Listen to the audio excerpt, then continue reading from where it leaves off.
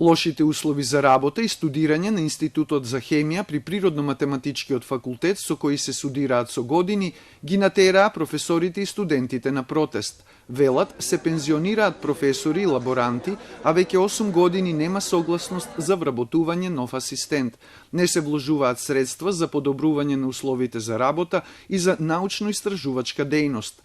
Лошите услови придонеле бројот на вработен кадар да се намали од 58 наставници, асистенти и лаборанти во 2000 година на вкупно 24 денес. Раководителката на институтот јавно побара од власта да им ги исполни барањата. Итно одобрување на барањата за вработување на млади соработници од надлежните министерства, што е нужно за ублажување на катастрофалната состојба со подмладок на Институтот за хемија, за да може да се реализира практичната настава. Во буџетот за следната година да бидат предвидени средства за реновирање и опремување на студентските лаборатории, како и средства за реновирање на зградата на институтот, во буџетот да се предвидат средства за финансирање на научно-истражувачки проекти.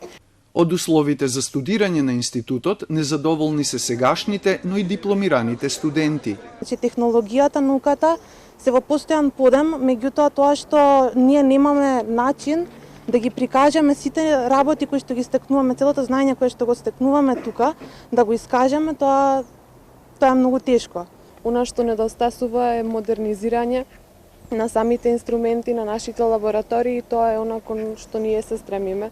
Министерот за образование и наука Арбер Адеми вели дека Министерството одобрило 5 нови вработувања на Институтот за хемија, но се чека согласност од Министерството за финансии за да се ефектуираат тие.